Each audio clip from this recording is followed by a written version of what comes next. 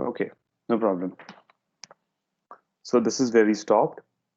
We looked at all the fundamental assumptions that we'll consider while developing a theory of flexure for concrete.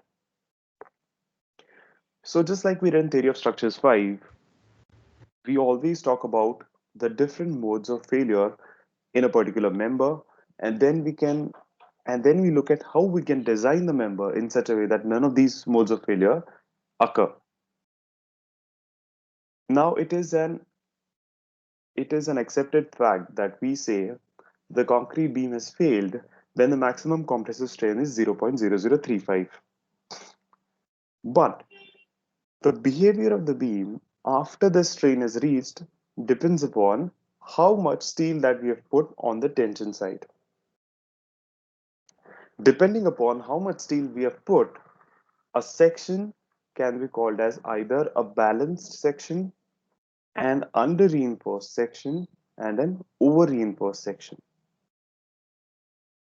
I think these names itself sort of give give a sense that if a section is balanced, perhaps it might be just the most efficient, theoretically efficient section wherein it is balanced and providing exactly the amount of reinforcement that is required.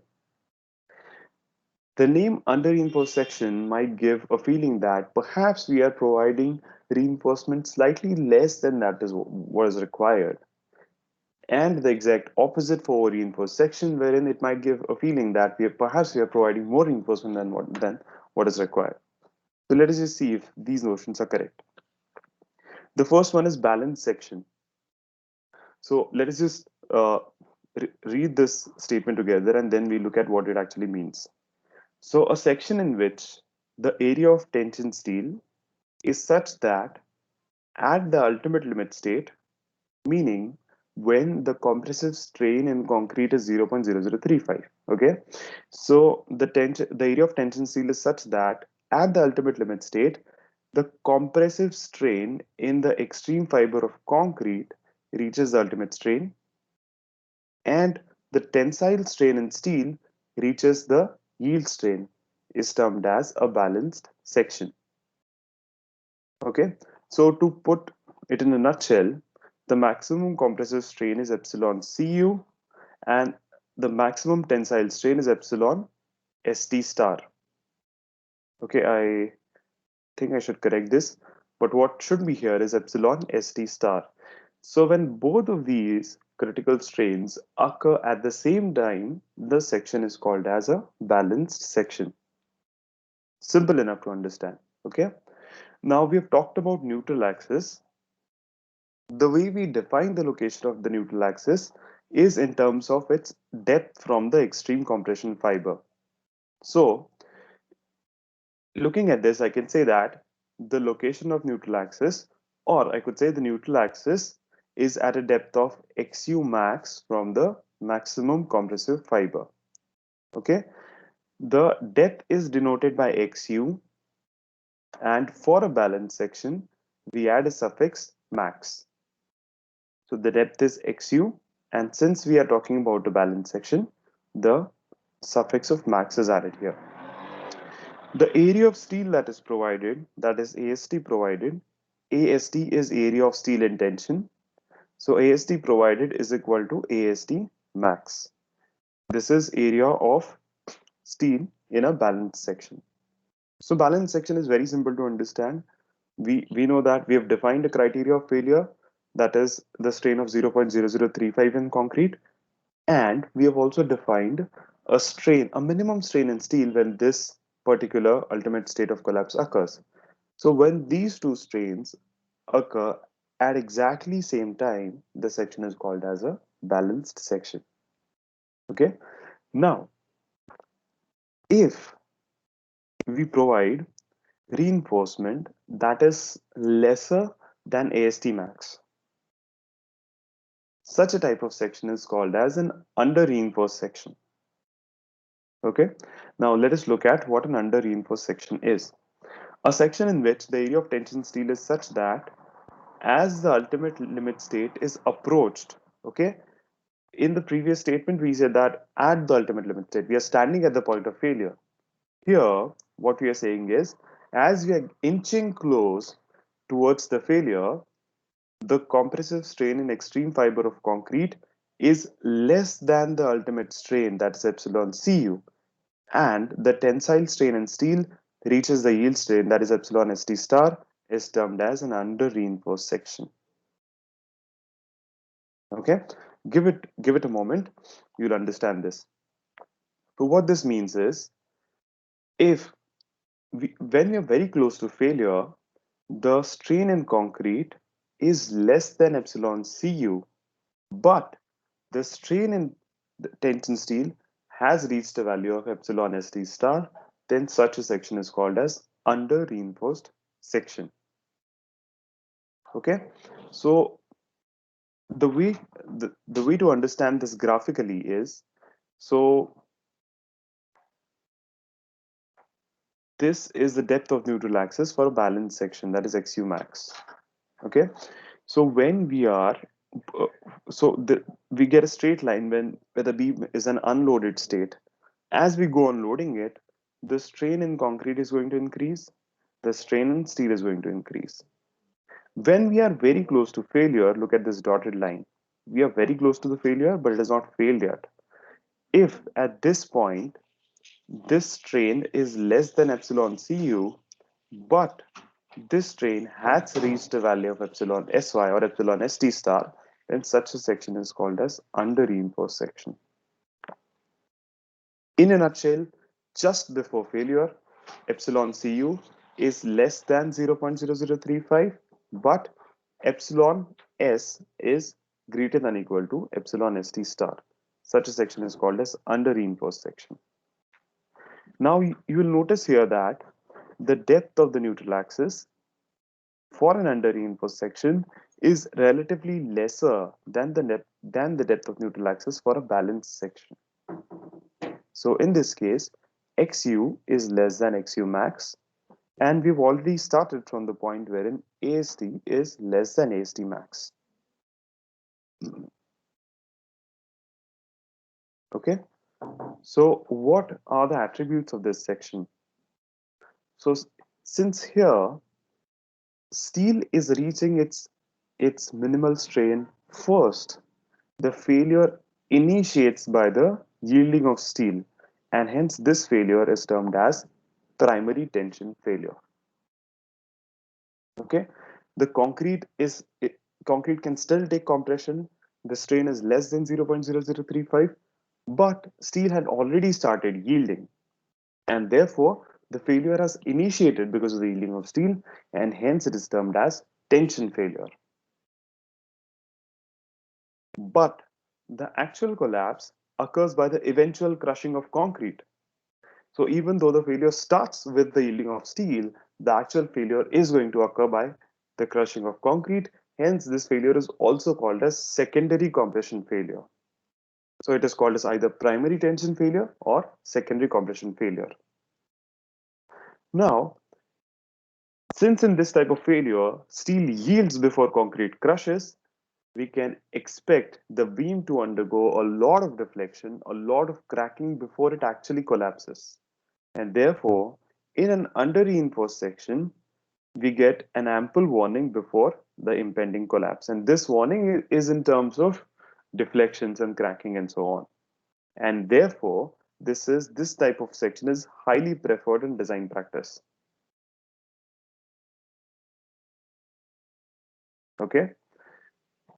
Next one. Oh, before that, perhaps we can just look at how an under reinforced section behaves when it is loaded.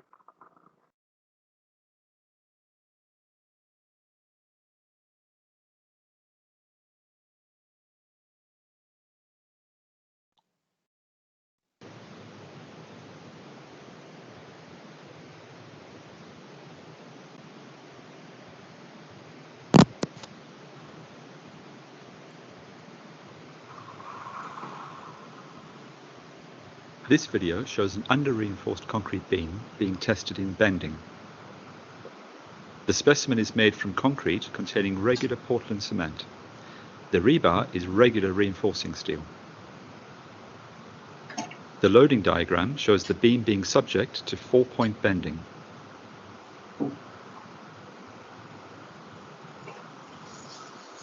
The testing rig is now starting to apply vertical loads to the specimen, and we can see that it is deflecting and starting to crack. This means that the steel in the beam is taking up the tension that is developing in the lower half of the section.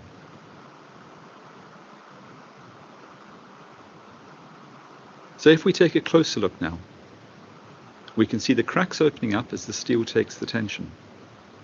The steel starts to yield, which allows the beam to deflect greatly, and eventually the beam fails.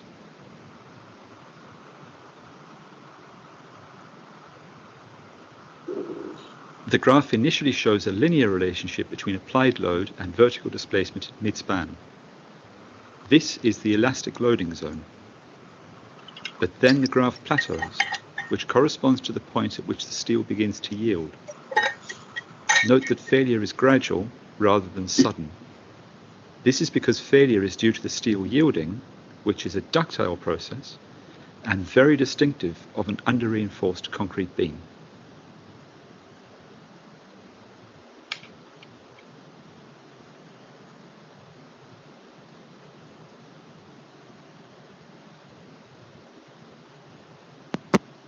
So, having looked at what happens when we provide steel that is lesser than that in a balanced section, now let us look at what happens when we do it the other way. That is, when we provide steel which is more than what is required in a balanced section.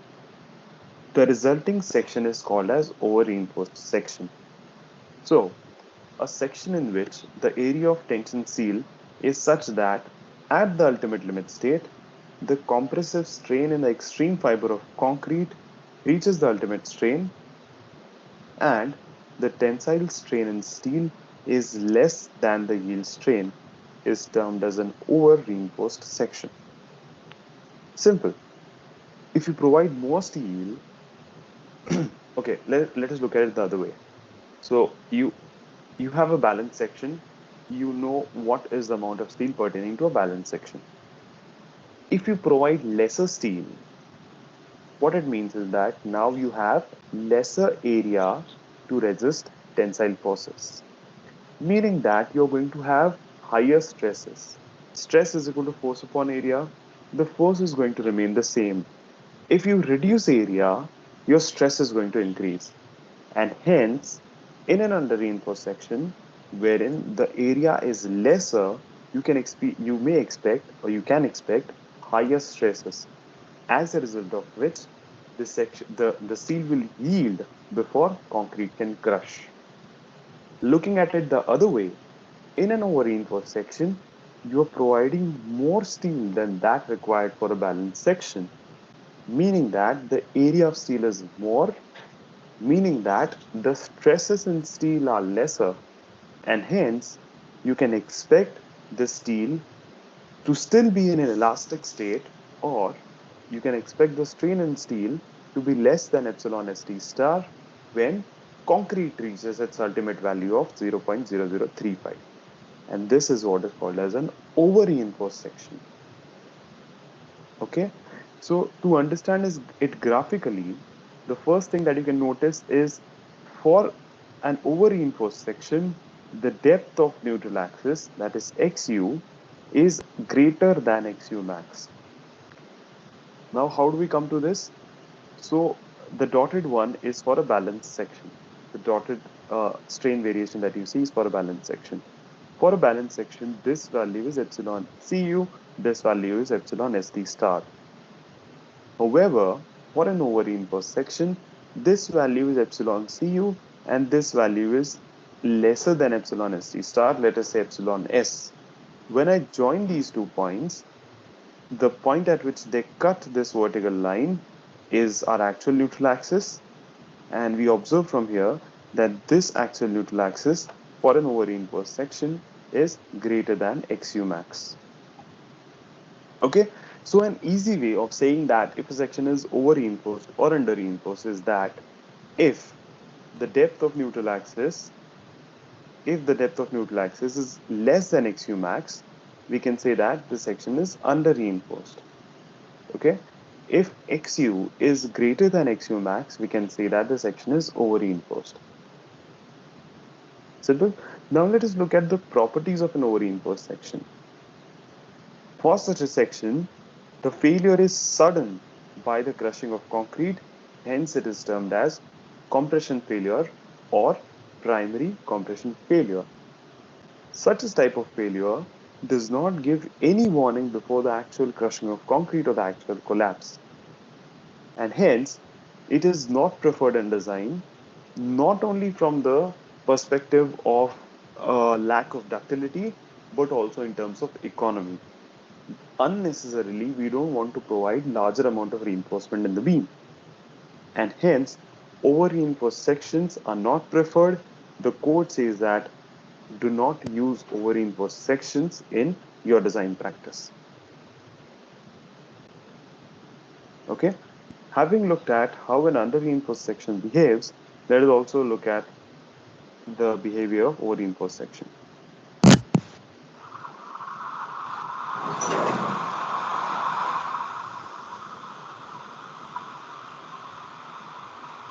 This video shows an over-reinforced concrete beam being tested in bending. The specimen is made from concrete containing regular Portland cement. The rebar is regular reinforcing steel. The loading diagram shows the beam being subject to 4-point bending. The testing rig is now starting to apply vertical loads to the specimen. We can see the beam displacing and cracks opening up on the tension side of the beam as expected. Then all of a sudden, the concrete in the top surface of the beam fails explosively.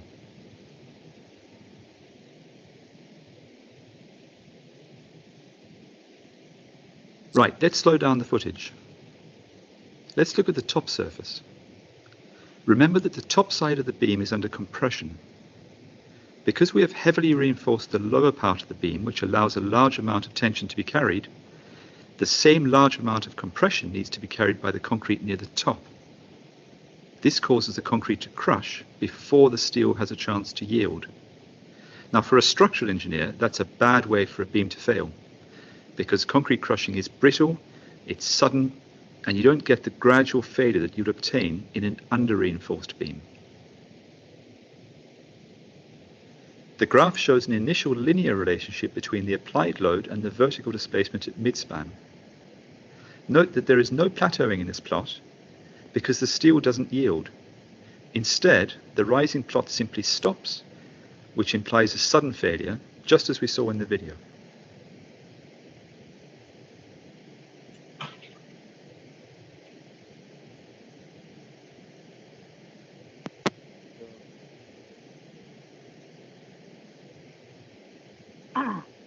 If we look at the strain variations of these different sections together, we get the graphs that look something like this. So for a balanced section, XU is equal to XU max, AST is equal to AST max. Maximum strain in concrete is epsilon CU, maximum strain in steel is epsilon ST star. For an under-reinforced section, AST is less than AST max, XU is less than XU max, epsilon CU, or putting it the other way, the compressive strain in compression just before failure is less than epsilon Cu, that is called as epsilon C1. Epsilon C1 is less than epsilon Cu. However, the strain in steel is equal to epsilon St star. For an over-reinforced section, AST is greater than AST max, XU is greater than XU max, and at failure, the strain in concrete is epsilon Cu and the strain in steel is less than epsilon St star. Okay, so any questions here?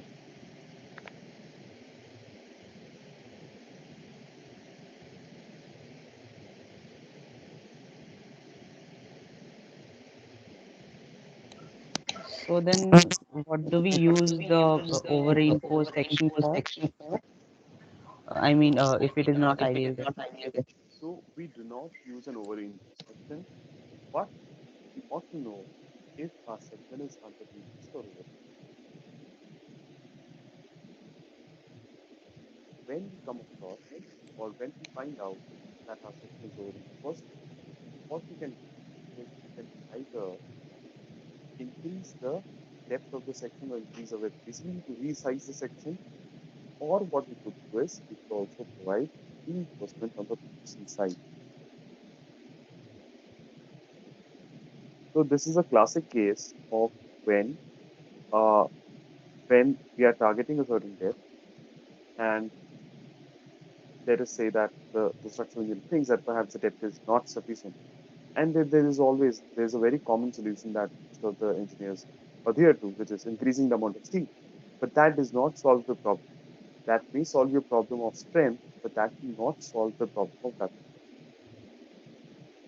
And therefore, whenever we find out that our section is over reinforced, we either increase the dimensions of the section or we provide seal on the compression side, which sort of makes the beam under reinforced. Now, how it does it and how much seal to put, that is something we're not going to look at right now.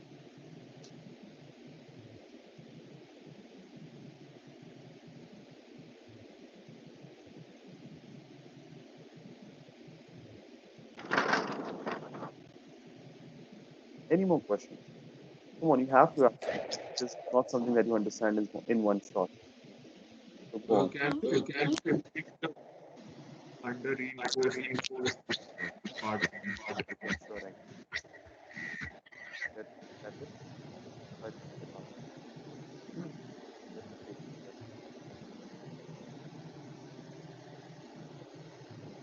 Let us say that uh, train basically this is unloaded. Now, as we start loading it, the strain is going to increase on, and we have strain to increase on the. Okay. Now, as we load it further, the strains are going to increase on both sides. Load it further, strains are going Bhargav, we are not able to, sorry. we're not able to hear. Okay, give me a moment.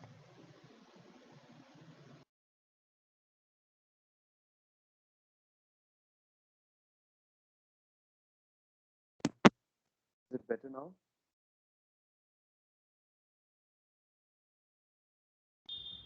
No, not yet. Okay. The disturbance is gone, but your volume is quite low.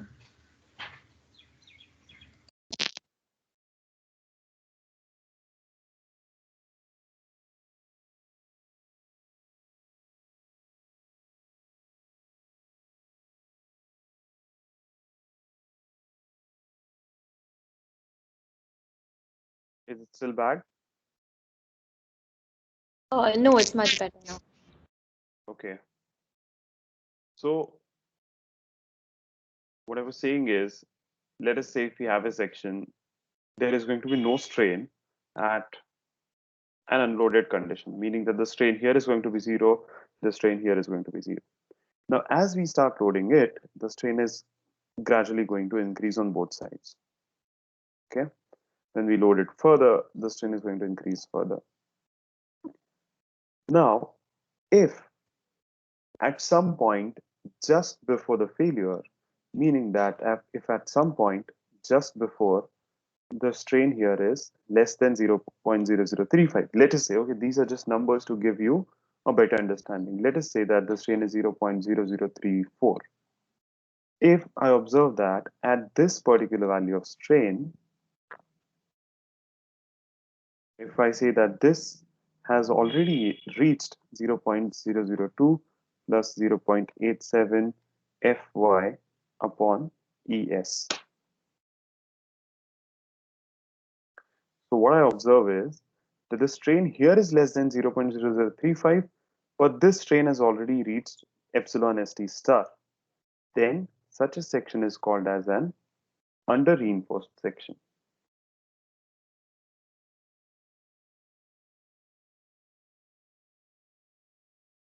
Okay, so what this implies is before concrete reaches its ultimate strain, steel has already started yielding. Now, when you load it further, what is going to happen is this strain, say, is going to reach a value of 0.0035, and this strain will increase further.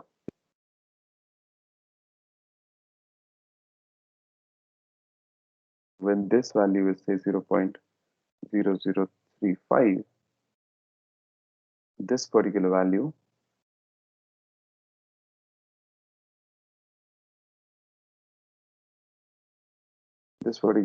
is going to be greater than 0.002 plus 0.87 Fy upon Es.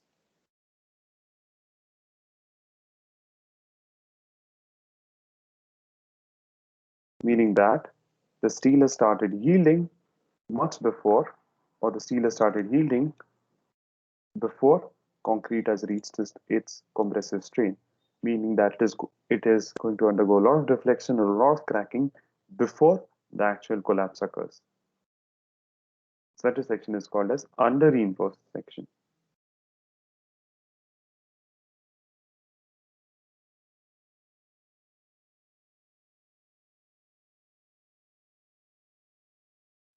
Bhargav, Yeah. I have a question. It's not very much related to this though. Yeah. Like when we say that the minimum value for steel is 0.0, like the strain value is 0.002 plus 0.87 Fi upon Es. So then we can see that it's being like the ductility, like it's being deflected, and that's why we know that this value has reached like visually, right? Yes. Like we get that warning time. So, Yes. but like for concrete, how do we know that it's about to reach 0.0035? Like So once the you don't know. build, like That is what we saw in an reinforced section. The value just reaches and there's a sudden failure because it is brittle, meaning that it is not going to undergo a lot of deflection. Since there is not a lot of deflection, you cannot visually see it. Now, if you put those strain gauges that were put in the video, the circular device which had got markings on it, that is somewhere you can record all those increase in the deflections and strains and so on. But visually, since concrete is brittle, we do not see any significant deflection, and therefore our best uh, option in this case is let steel deflect, let it yield, and then we are going to visually see it and get warning that this beam is about to fail. yeah, like for steel visually we can see, but for concrete we can't, right? Like No, for this concrete we can't. value. Yes, Hmm. and that is why we have to rely on steel. Yeah. Okay. Thank you.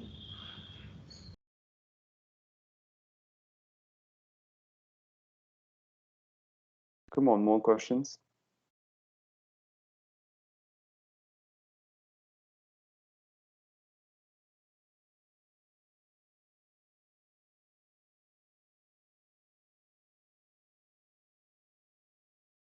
Okay. Hello. Yeah, yeah, yeah. Please go on. Yeah, so in this under reinforced Beam. section, the neutral Yeah. axis actually shifts from center to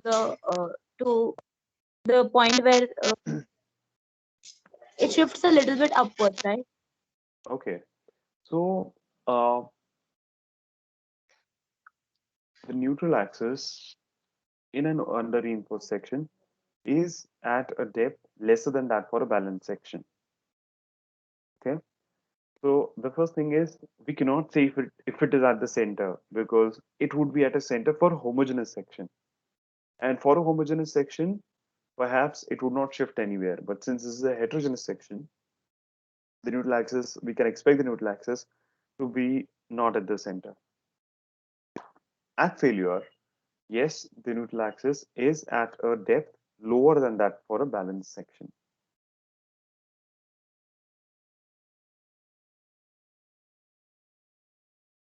Was that your How is question? it the last sentence you said, I did not get that. Sorry. You said the at failure it is at lower level than the balance uh, section. Okay. So let us try to understand it with this example itself. So let us talk about a balance section.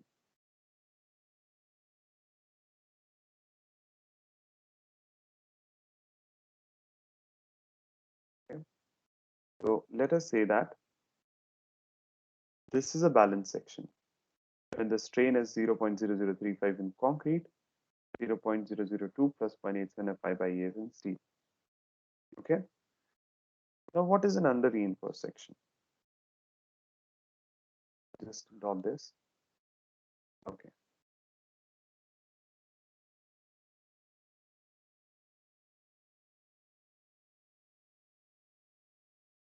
Okay. Now what is an under reinforced section? A section wherein the strain in steel is 0.008. It's an F5, but the strain in concrete is lesser than 0.0035. Okay. So if I look at these neutral axes, this is the balanced neutral axis, and this is the neutral axis for an under reinforced section. Now we see that this is higher than the other one.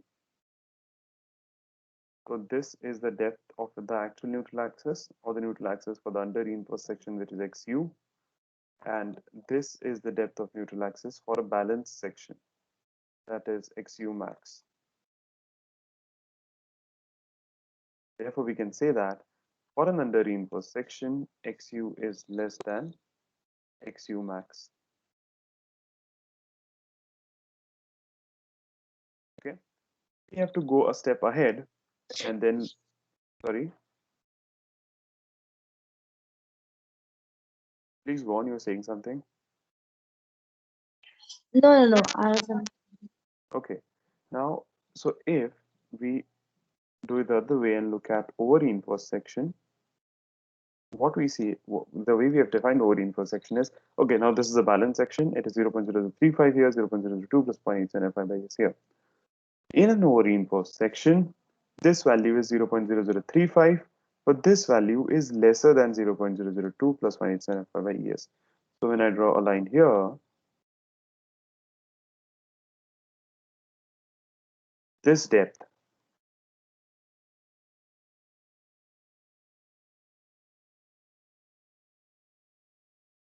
is now lesser, so this depth is XU, and this depth is now greater than our XU max. And hence we can say that for an over reinforced section, the depth of the neutral axis is greater than XU max. So we can say that at this point, steel has not like final capacity. Sorry? Yeah. At this point, the steel in over reinforced, the steel has not reached its final capacity. Yes, exactly. Steel has not reached its final capacity in terms of its strength and in terms of the amount of ductility that it has, or in terms of strength. So yes, in an over-reinforced section, and that is the reason we said that over-reinforced sections are uneconomical because you're not fully utilizing the steel that you've put in. So you're unnecessarily putting a lot of money and you're not getting the desired output. So there are two disadvantages here.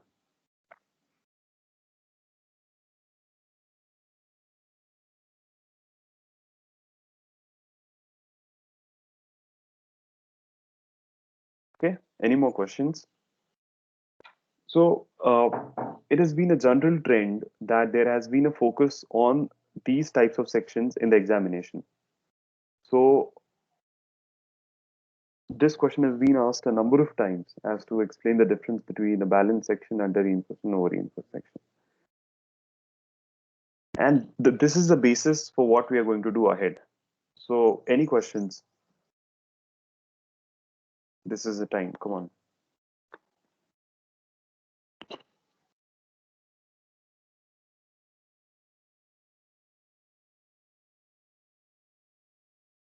Okay. So yeah.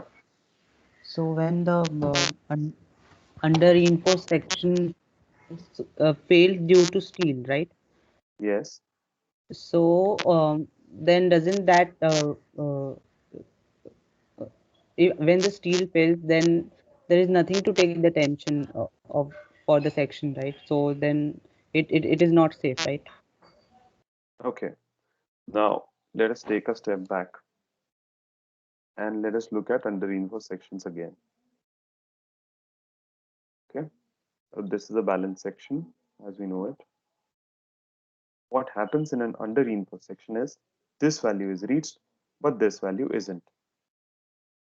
A little exaggeration here, just for understanding. So let us say this is our actual neutral axis. This is our balanced neutral axis. So as we load it further, this strain is going to increase, and even this strain is going to increase. This will move a little further, and this will move a little further. So now this strain here is greater than 0.02 plus 87 FIES.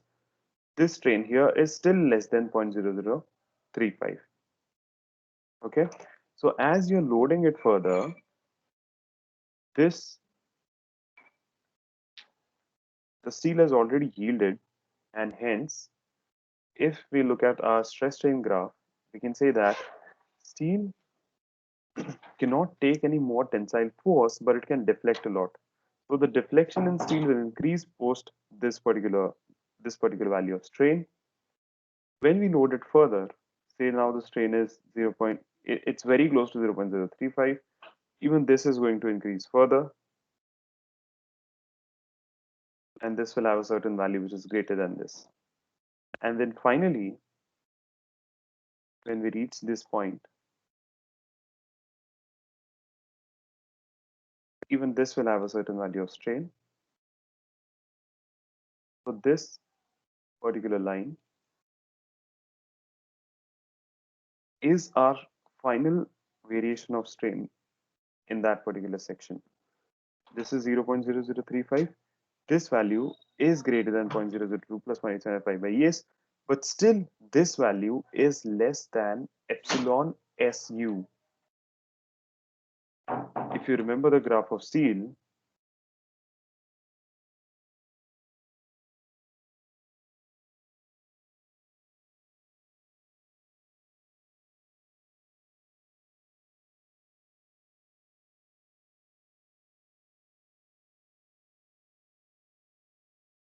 if you remember this value, if you remember this graph, the point where it breaks is epsilon CU, is epsilon SU.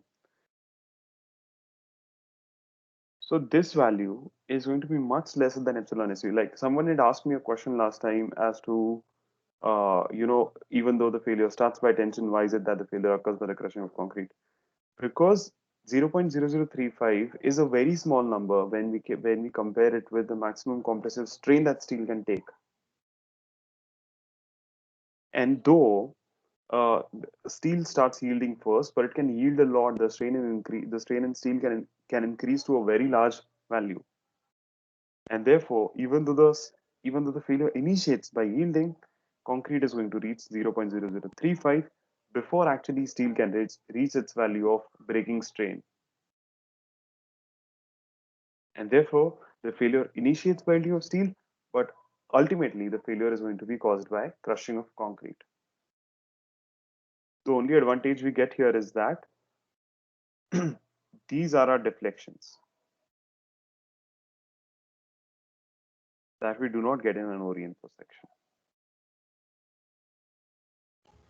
Okay. So these deflections are the warnings that we get before it actually breaks, right? Yes, yes. You can see there are visible cracks. There is a visible deflection in the beam, wherein you can say that whenever there's a lot of deflection, there's always a possibility that steel has yielded, and that is the reason why we are seeing so much deflection. If that would not be the case, concrete would have crushed, and we would not see any deflections at all before the actual collapse or the actual crushing of the section.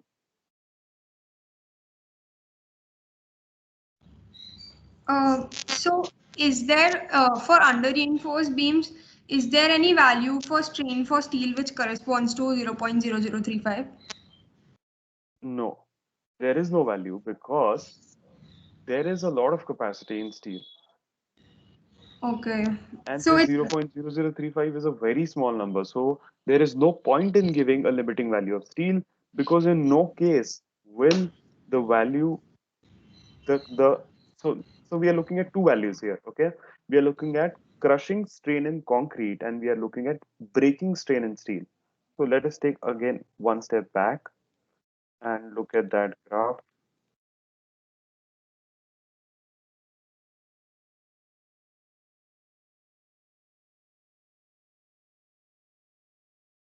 Yeah. So this is a breaking strain. So you get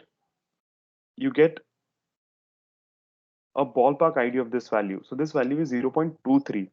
So mild steel breaks at a value of 0.0023. Now you compare this value with 0.0035. So 0.23 is about 65 times more than 0.0035.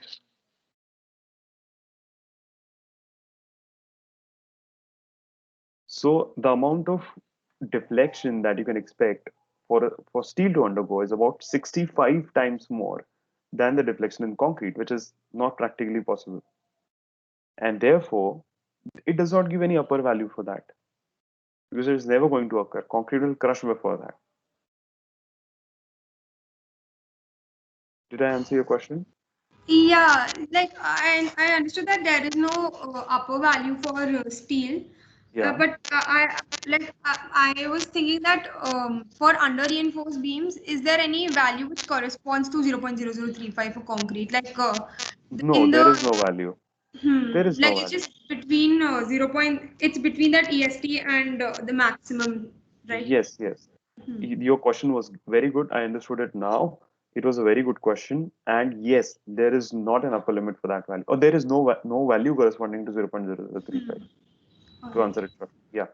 Yeah, thank you.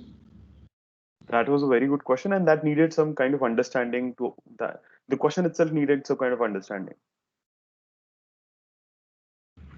Yes.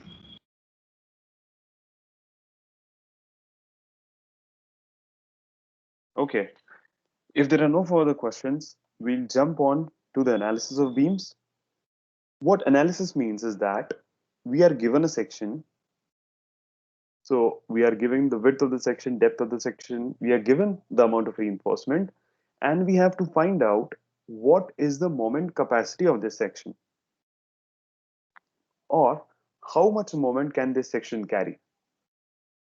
We can go one step further, and if we know the loading of the beam, if we know the span, we can calculate how much load can we put on this section.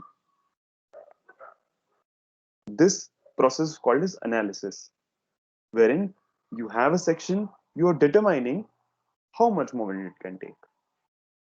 Okay, and if you do it the other way, meaning that you know the span of your beam, you know the loading of your beam, you find out how much moment is going to occur, you calculate the design moment, and then you design a section for this moment. So you finalize what are the dimensions of the beam, what is the reinforcement that is to be put in the beam. This process is called as design. In actual practice, what we do is design.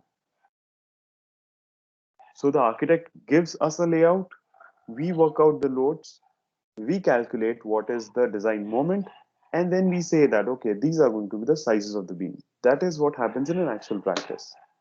Okay, but what we are going to start with is that let us say that you have a section, you know the reinforcement, you just have to calculate what is the capacity of this section.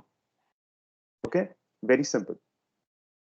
So the way we'll do it is we'll do it together, just like we solved our numerical examples.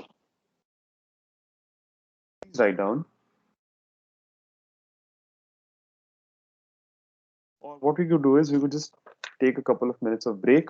You just grab all your material that you require to take notes, and we'll continue.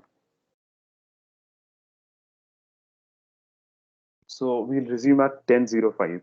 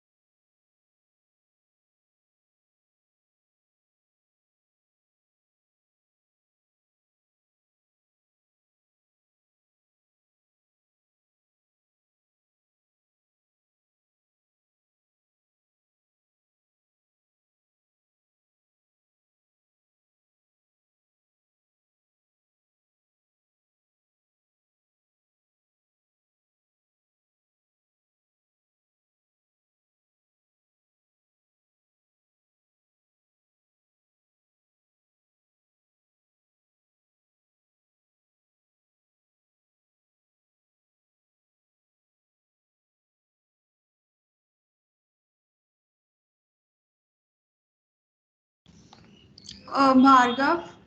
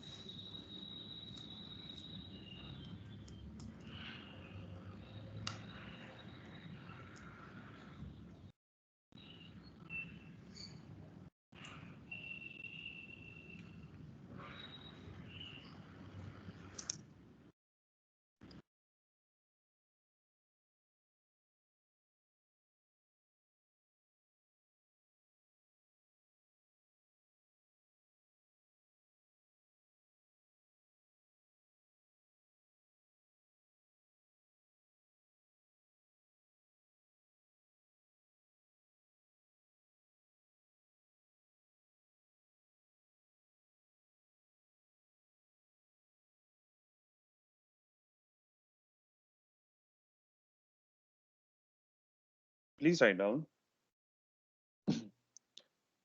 The heading can be analysis of singly reinforced rectangular sections. Analysis of singly reinforced rectangular section.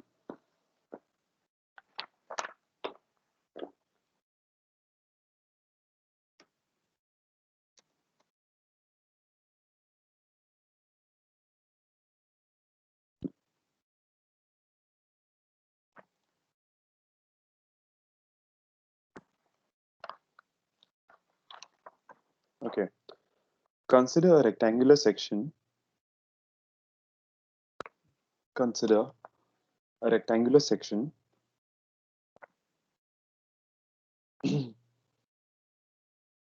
of a reinforced concrete member of a reinforced concrete member of width b, small b, of width small b,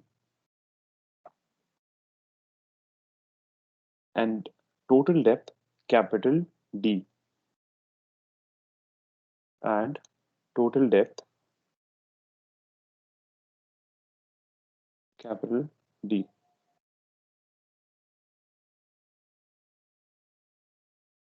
Reinforced with reinforced with total, just a minute, yes, reinforced with total area of reinforcement, total area of reinforcement, AST, A and in suffix ST.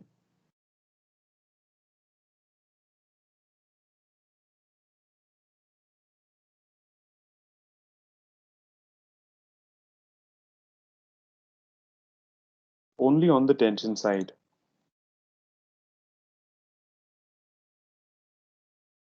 Only on the tension side. Such a section, such a section is often called as, such a section is often called as singly reinforced section. Singly reinforced section. The depth small d, the depth small d of the centroid of tension reinforcement, of the centroid of tension reinforcement, AST, AST, below the compression phase, below the compression phase is called as effective depth, is called as effective depth. So this is the depth that I'm talking about. So the depth of the centroid of the steel from the compression phase is called as effective depth. The strain variation, the strain variation across the depth, across the depth is shown in the following figure.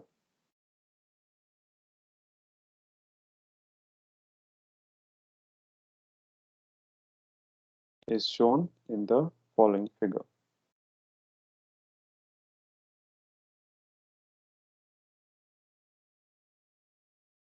Okay, please draw this cross section. So the width of this cross section is B, the total depth is D, and the effective depth is small d. The variation of strains at the ultimate limit state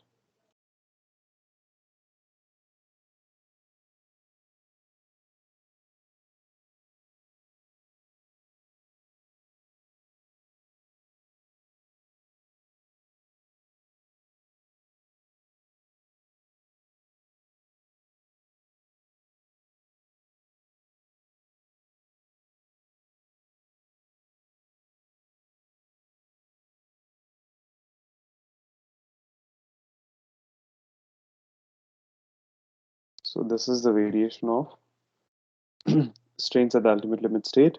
This value, epsilon Cu, please write it as epsilon. Since it will take me a lot of efforts to write it epsilon, I'm just saying it's epsilon ECU. This value is 0.0035.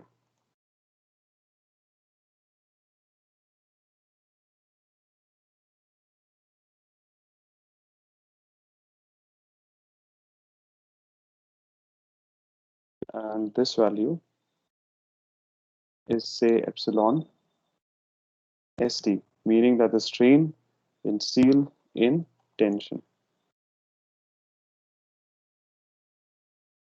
So this is 0.0035 and this is epsilon ST. I'm not putting a number here because, as someone asked, there is no value of strain which corresponds to 0.0035. Talking about the neutral axis,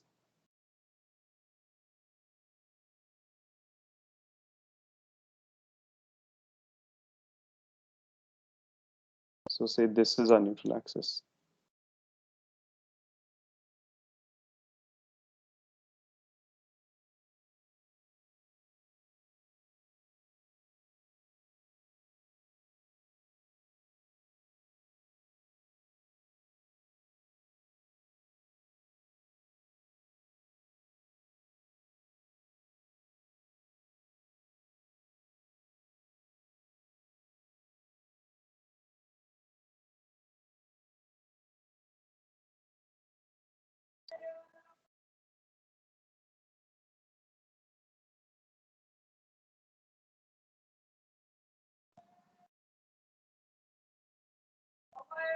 Okay, and then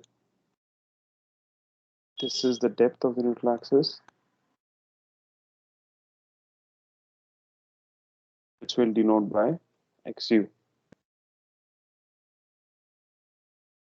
Okay, please use this US suffix. Okay, just to avoid anything directed myself.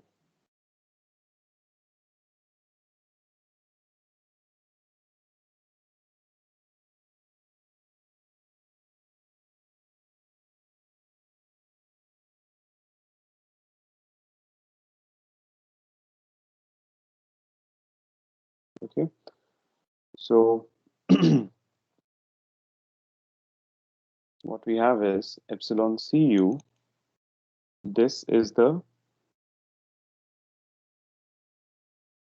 strain in concrete at ultimate limit state, denoting it by ULS. Strain in concrete at ultimate limit state. Then uh,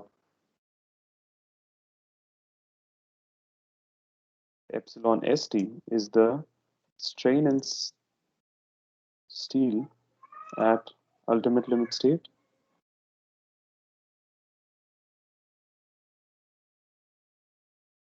and Xu is the depth of neutral axis.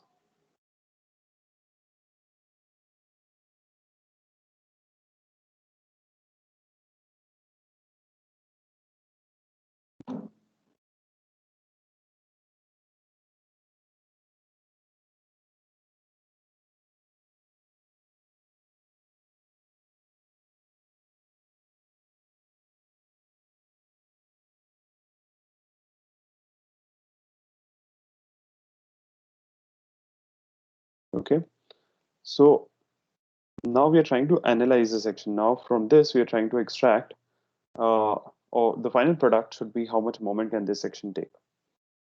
So if we consider similar triangles,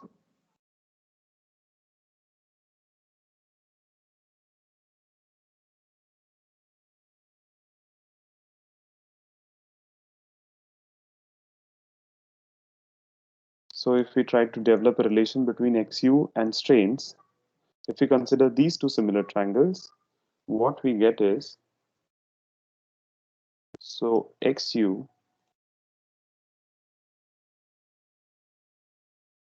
divided by E minus XU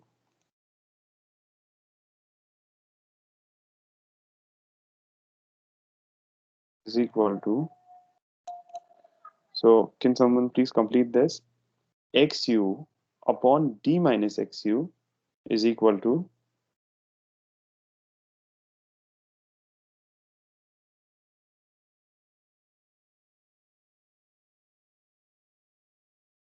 have you heard of similar triangles?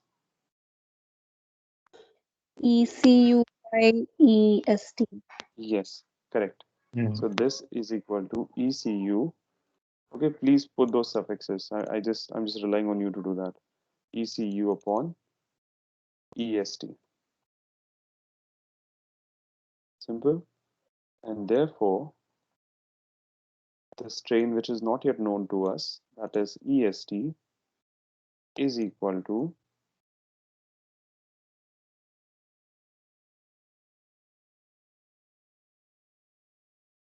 T minus XU upon XU times ECU. So I've just rearranged this. I've, I've placed EST here, D minus XU goes to the top, XU goes to the denominator, and this is ECU.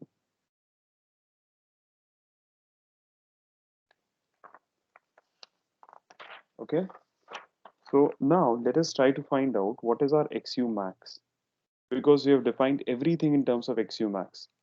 So if we sort of first start with finding what is XU max, it'll make our life easier. So now we find the limiting depth of neutral axis. Okay,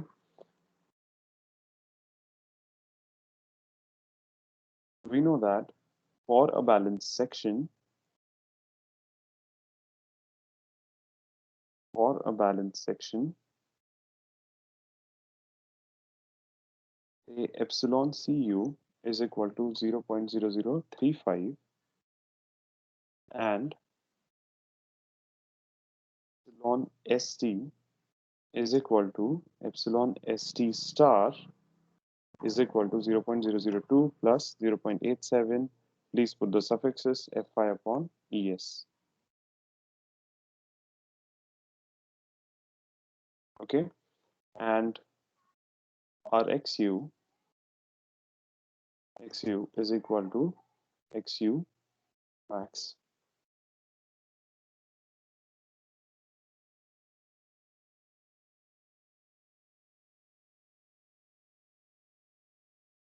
Xu is equal to xu max. So again,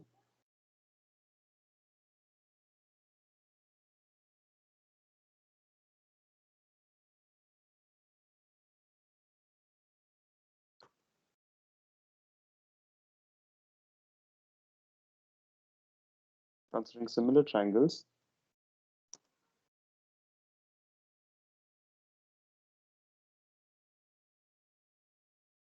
so if I look at this again, what I get is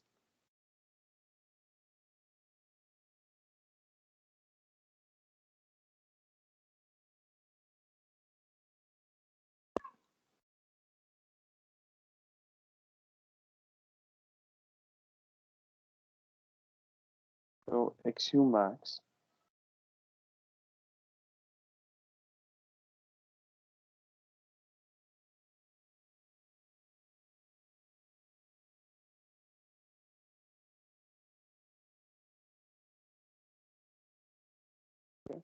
xu max upon d.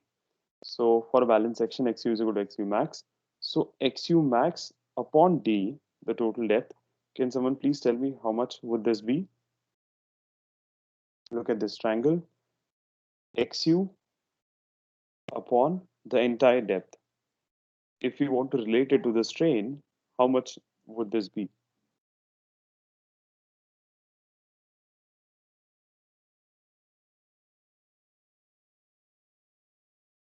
So you correctly said that when it is xu upon d minus xu, it is epsilon cu upon epsilon st. If I want to write xu upon the total depth, what would it be?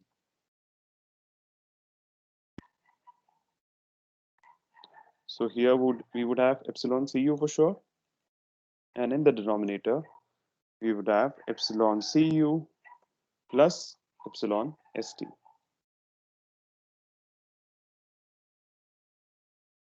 Because now we are considering the total variation in strain over the depth.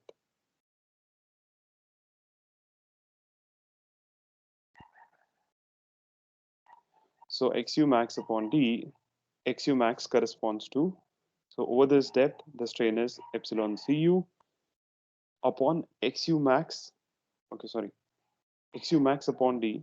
So xu max upon this total depth, the strain is equal to epsilon cu plus epsilon st. Any questions here in this equation?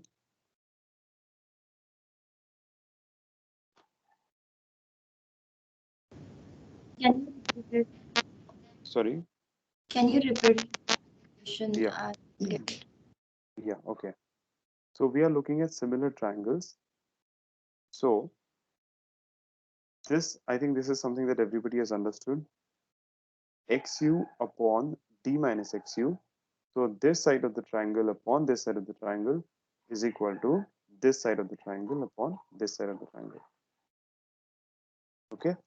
So it's xu upon d minus xu is equal to epsilon cu upon epsilon st.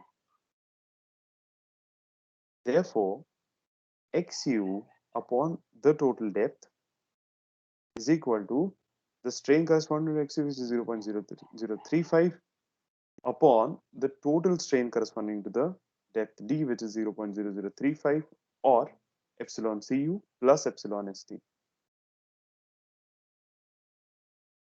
So this is just another way of writing this.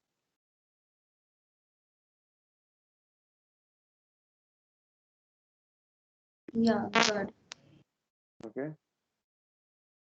So xu max upon d is equal to epsilon cu upon this. So what this means is this is equal to 0.0035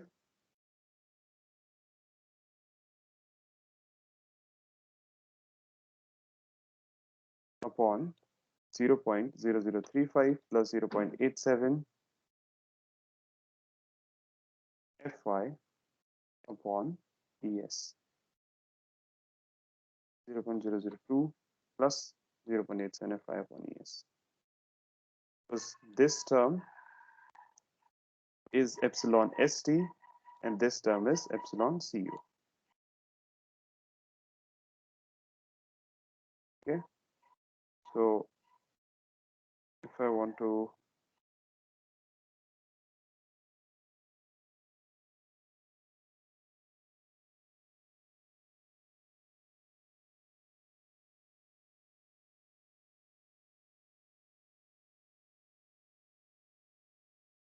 xc max upon d, would someone please just calculate this? Okay, so we'll do one thing. We'll go steel by steel. So if I want this for say Fe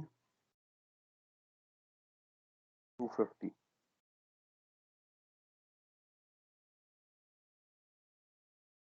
So if I want these numbers for Fe 250,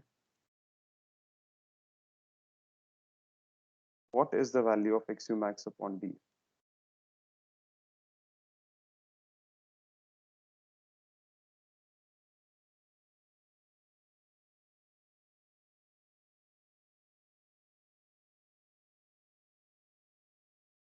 So in that case, 0.0035 remains same.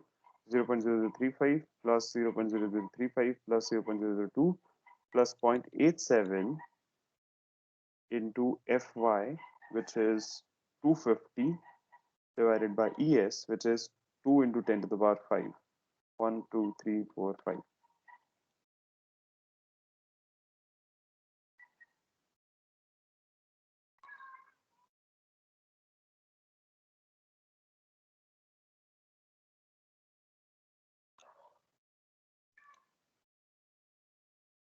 Okay, can someone please give me a value for this?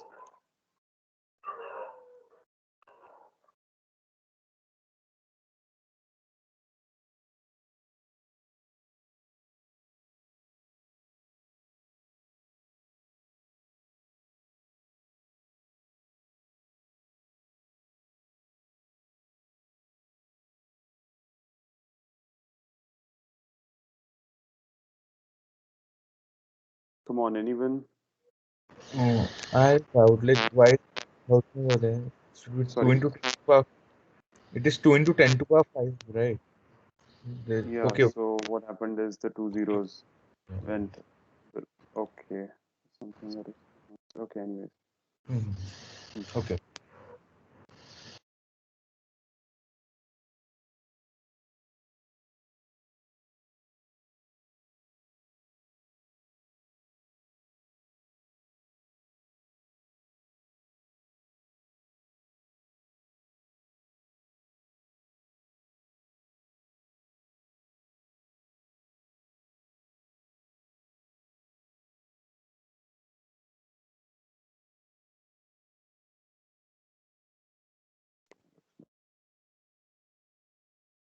Come on, guys, just a number fast.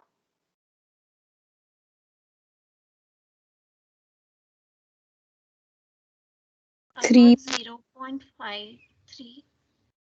0.53. Anything further? Okay. 0.531. Yes, that's correct. So what we can infer from this is for Fe 400, Fe 250, Xu max is equal to 0.53 times D.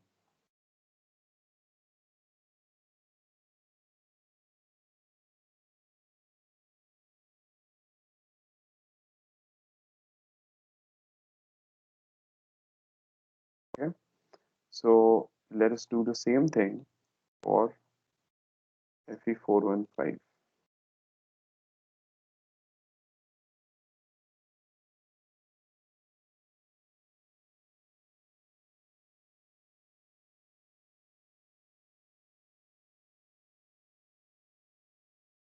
So for Fe415, this, the only thing that would change is this to 415. Everything else will remain same.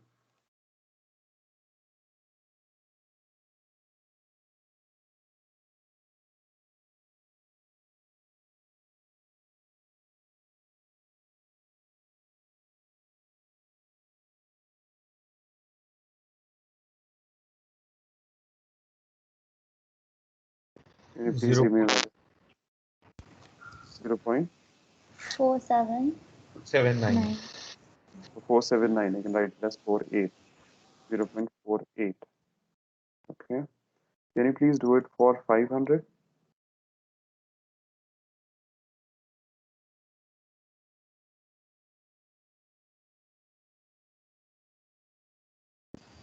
0.456. 456. So I can write it as 0.46. And finally, could you please do it for Fe550?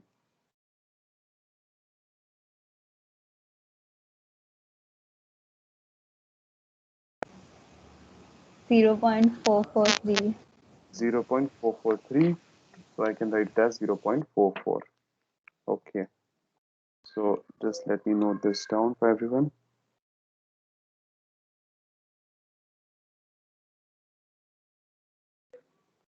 So what we have looked at is 415, 250. Then we looked at 500. The only thing that changed was this term.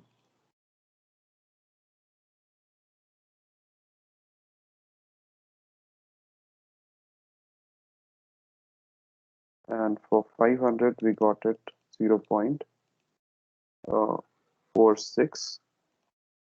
And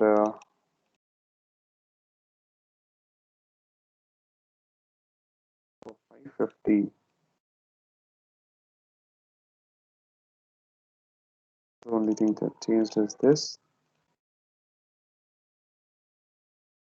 What we got here is 0.44 times t.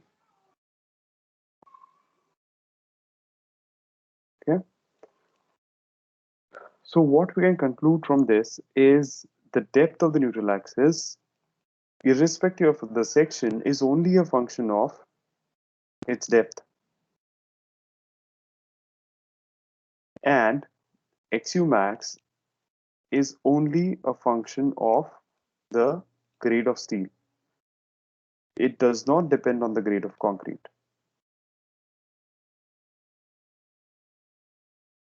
So xu max is a function only of the grade of steel and the effective depth of the section. If you know the grade of the steel and the effective depth, we can find out what is xu max. Please write down. Thus, xu max depends only on the grade of steel. Thus, xu max depends only on the grade of steel. If the actual neutral axis depth, xu, if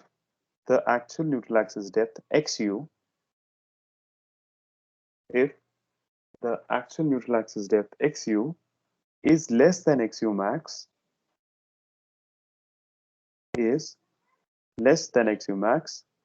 then this section is under reinforced.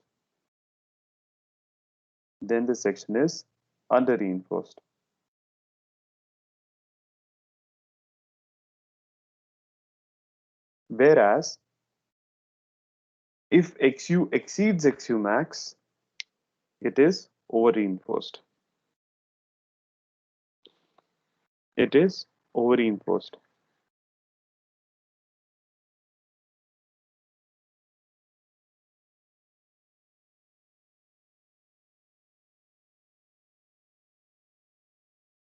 Please write down further. Analysis of a given RC section. Analysis of a given RC section at the ultimate limit state.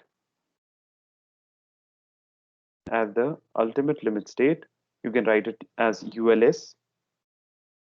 Analysis of a given RC section at the ultimate limit state of flexure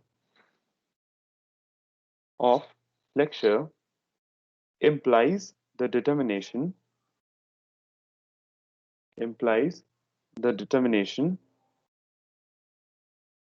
of the ultimate moment of resistance of the ultimate moment of resistance of the section. Ultimate moment of resistance of the section. It is denoted by MUR. So we have already come across MU. We called it as ultimate moment. Ultimate moment is a demand. It is the demand that comes from loading. So MU is the moment demand and MUR is the moment of resistance, meaning that this is capacity and this is demand. And always the capacity has to be greater than the demand.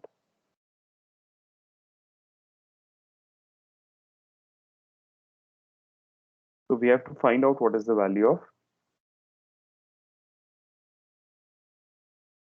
MU. So in general, what is moment? Anybody?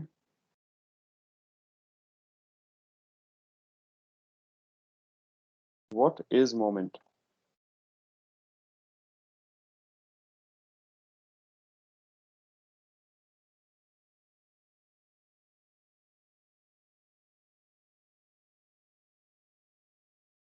Haven't heard of this before.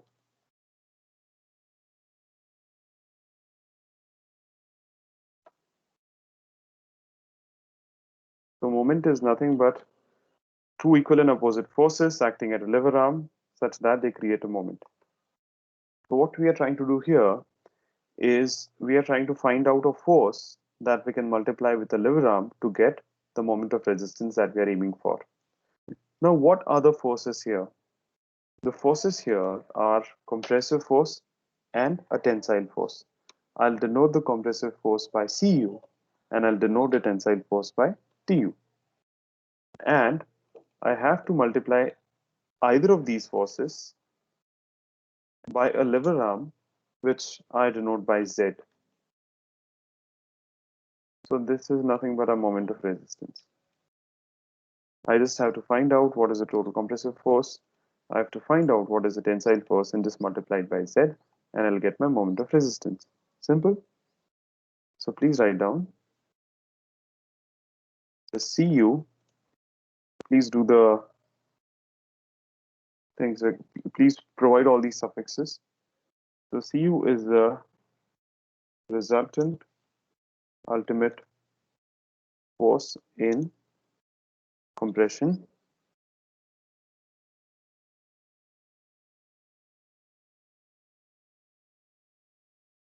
And Tu is the resultant ultimate force in tension. And Z is the lever arm.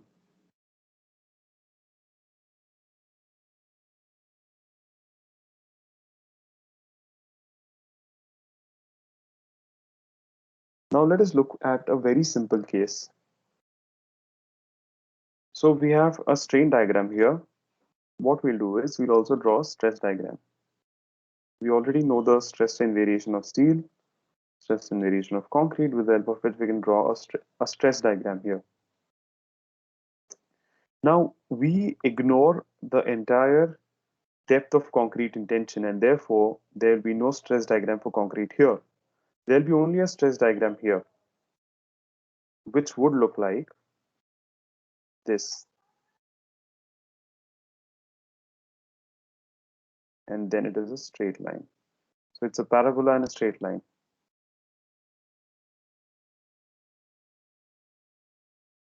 So this is the stress variation for concrete. For steel, there's only one point of application. There's only along this section, there's only one point at which steel is provided. So I can just represent that here. So this value here, I can say this is FST that is the stress in steel, and this is the strain in steel at the ultimate limit state. Okay. Now, can someone recall this value here? You remember we looked at the characteristic curve. Then we talked about a number of factors that also included the effect of size of the concrete that we are going to be using in that actual structure, the type of loading that we're going to be using, and so on. And then we divided it by a factor of safety, and then we finally got a number. And what is this? What is that number here? Was it 0.047 upon into FCK? Yes, correct.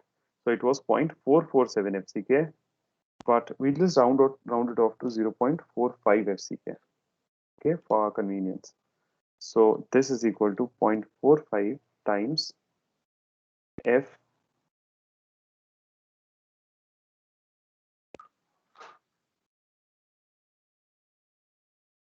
So this value is 0.45 FCK, and this value is FST. Okay, so the easier way of doing it for for finding out the tensile uh, force in steel. So TU, now force is equal to stress into area. So this is equal to FST times AST. AST is something we already know from the question. FST is something that we have to find out. Okay, so what would be FST, anybody?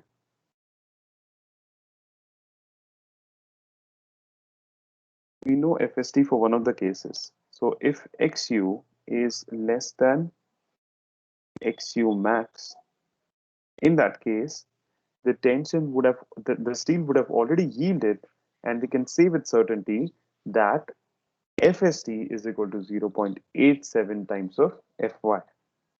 So this implies, or for if this is this, then this implies FST is equal to 0.87 times of Fy. Okay, so Tu is equal to 0.87 Fy times AST, but this is only for under reinforced section.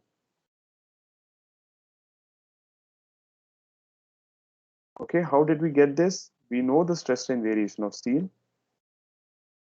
Once the steel has yielded, this value is always going to remain 0.87 Fy. Okay, once we've reached this point, after this point, that is after 0.002 plus 0.87 Fy ES, the stress is always going to be equal to 0.87 Fy.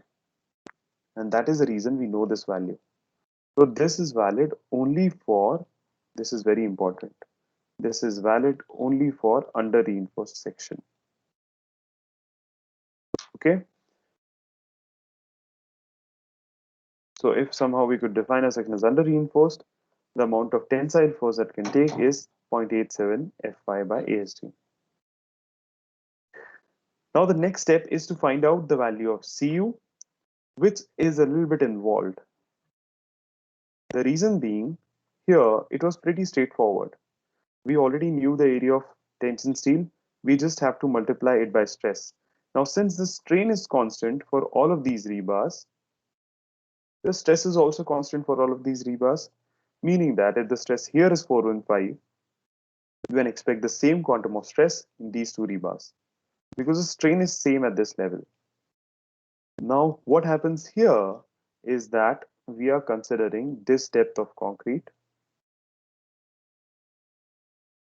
and this depth does not have a constant stress. Okay, had it had a constant amount of stress, say 0.45 FCK, just give an example. If the entire depth of concrete would have a constant stress, then it was very easy. We would just multiply this constant stress by area of concrete and then we would get the force in concrete, which is Cu. But that is not the case. the the force is sort of parabolic up to a certain extent, and then it is rectangular. And therefore, this complicates our situation slightly. And therefore, we have to sort of divide and conquer here. We have to first look at this parabola, then we have to look at this triangle, and then find out what is the force carried by this rectangle, let's say C1, what is the force carried by the parabola, let's say C2, and then our Cu is equal to C1 plus C2. Okay, we'll stop here for now. We'll continue this in the next lecture. By then, what I really want you to do is go through the concepts that we've learned today. These are very important and very different from what you've learned until now. So just go through them. I'll share the presentation this week. If there are any questions, we'll discuss it in the next lecture. And I really want you to go through this short analysis that we have done, because if you understand this, you're going to understand the most important part of this. That is to find out what is the ultimate moment of resistance.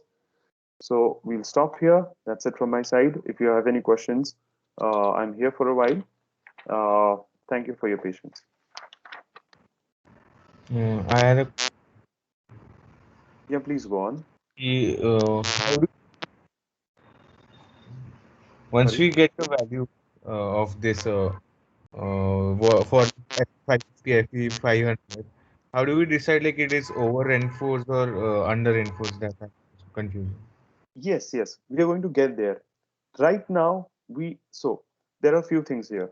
Right now, the only thing that we know is XU. We do not know anything else. Okay, so there is no way that we can calculate XU and then compare it with XU max. Okay, so these values are sort of interdependent, and we are going step by step to sort of see how we can reduce the dependencies and how we can go uh, how we can find values step by step so that we get what we ultimately require. Okay, this is what we have looked at of as now is just a formulation. The formulation still is progress. When we finish this, then we'll perhaps get a sequence as to how we can go from parameter to parameter to get a final value. Right now, we cannot, with this formulation, we cannot say if our section is under reinforced or over reinforced. We are getting there. Okay. Thank you. Okay, yeah.